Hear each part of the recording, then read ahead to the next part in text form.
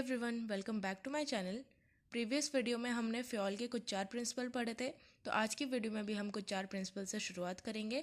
So video को and तक पूरा देखिएगा और अगर आपको मेरी वीडियो पसंद आए तो वीडियो को लाइक और शेयर ज़रूर करें। सो आज का सबसे पहला टॉपिक है आपके पास principle number 5 which is unity of direction. अब यूनिटी ऑफ डायरेक्शन का मतलब है 1 यूनिट इक्वल्स टू 1 प्लान, कि जितने भी मेंबर्स एक ऑर्गेनाइजेशन के अंदर काम करते हैं और जितने भी एम्प्लॉयज़ हैं उन सब के efforts must be directed towards one direction, जो कि आपके पास है टू अचीव द ऑर्गेनाइजेशनल गोल। इसको हम एग्जांपल लेके समझते हैं। अगर कोई भी ऑर्गेनाइजेशन है वो डिफरेंट प्रोडक्ट लाइन में प्रोडक्शन कर रही है, लाइक कॉस्मेटिक्स हो गया, मेडिसिन हो गया, सो डिफरेंट प्रोडक्ट लाइन के जितने भी डिपार्टमेंट्स हैं, जितने भी वहाँ के हेड्स हैं, मेंबर्स हैं, उन सब का एक ही डायरेक्शन में फोकस होना चाहिए to achieve the organisational goal. So unity of direction के कुछ पॉजिटिव इम्पैक्ट्स भी है, कुछ नेगेटिव इम्पैक्ट्स भी हैं। पॉजिटिव इम्पैक्ट से कि ऑर्गेनाइजेशनल गोल ईजिली अचीव हो पाएगा। दूसरा है efforts of all employees get unified towards one direction, कि जितने भी एफर्ट्स एम्प्लॉयज़ के लग रहे हैं वो सब एक कॉमन गोल को अचीव करने के लिए लग रहे हैं, एक ऑर्गेनाइजेशनल गोल को अचीव करने के लिए लग रहे हैं। सो नेगेटिव इम्पैक्ट्स इसके होंगे कि कोऑर्डिनेशन नहीं होगा, ठीक है, कोऑर्डिनेशन करने में बहुत डिफ़िकल्टी आएगी और ऑर्गेनाइजेशनल गोल को अचीव करने में भी डिफिकल्टी आएगी। अब नेक्स्ट प्रिंसिपल आपके पास है subordination of individual interest to general interest. अब जनरली क्या होता है, हर एक ऑर्गेनाइजेशन में जो भी इंडिविजुअल, जो भी एम्प्लॉयज़ काम कर रहे हैं, उनका कुछ ना कुछ अपना ऑब्जेक्टिव होता है और हमेशा उनके ऑब्जेक्टिव के साथ साथ हमें ये भी पता है कि एक ऑर्गेनाइजेशन का भी कोई ऑब्जेक्टिव होता है। सो अगर ये दोनों के ऑब्जेक्टिव सेम डायरेक्शन में हैं तब तो कोई प्रॉब्लम नहीं आएगी, लेकिन अगर दोनों ग्रुप्स के ऑब्जेक्टिव डिफरेंट डिफरेंट डायरेक्शन में है तो एम्प्लॉयज़ को क्या करना होता है, उनको अपना इंटरेस्ट साइड में रख के ऑर्गेनाइजेशन के इंटरेस्ट को पहले रखना होता है, मतलब उस ऑब्जेक्टिव को पहले अचीव करना होता है, बाद में अपना ऑब्जेक्टिव पे वो ध्यान देते हैं। और ये क्यों होता है? फॉर एग्जाम्पल, अगर कोई ऑर्गेनाइजेशन क्राइसिस में चल रही है, उनका प्रोडक्शन सही से नहीं हो रहा है, उनको प्रॉफिट नहीं हो रहा है, सो एम्प्लॉयज़ को भी क्या होगा, एम्प्लॉयज़ का भी लॉस होगा।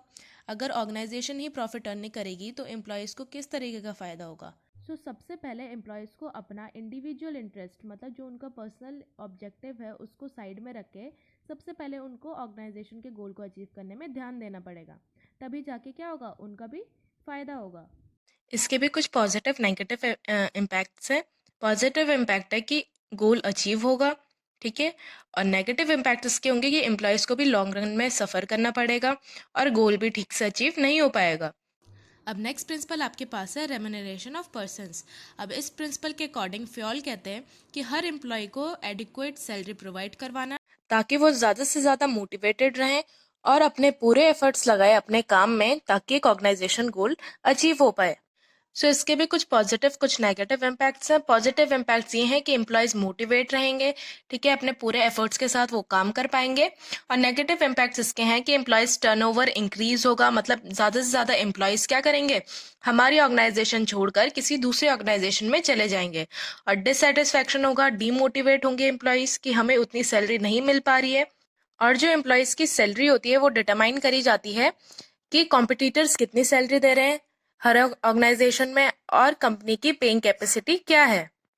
सो इस प्रिंसिपल में फ्योल कहता है कि रेम्यूनरेशन प्रोवाइड करवाना चाहिए, ठीक है, salary fair adequate salary provide करवानी चाहिए ताकि एम्प्लॉयज़ टर्नओवर कम हो और एम्प्लॉयज़ मोटिवेट रहें।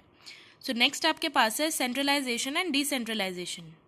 सो सेंट्रलाइजेशन का मतलब होता है पावर इन फ्यू हैंड्स, कि सिर्फ टॉप लेवल मैनेजर्स जो होते हैं उनके पास ही अथॉरिटी होती है।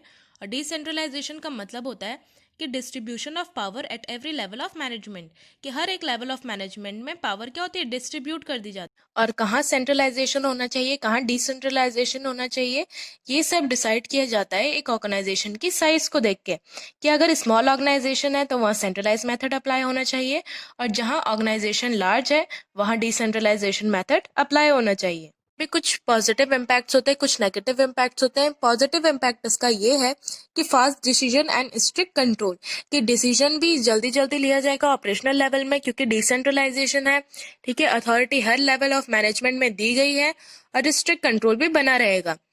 और नेगेटिव इम्पैक्ट इसका होगा कि अगर कंप्लीट सेंट्रलाइजेशन हो गया तो डिले इन डिसीजन होगा, कि सिर्फ टॉप लेवल मैनेजर से डिसाइड करेंगे कि क्या डिसीजन लेना है और डिसेंट्रलाइजेशन होगा तो मिसयूज ऑफ अथॉरिटी होना, मतलब एक सिंपल सी बात है कि मिसयूज होगी अथॉरिटी।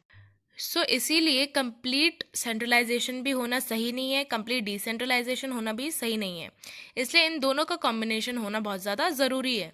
सो एवरीवन, आज की वीडियो में बस इतना ही। आज हमने फ्योल के कुछ 4 प्रिंसिपल्स पढ़े, ठीक है। अब हमारे टोटल 8 प्रिंसिपल्स कंप्लीट हो चुके हैं।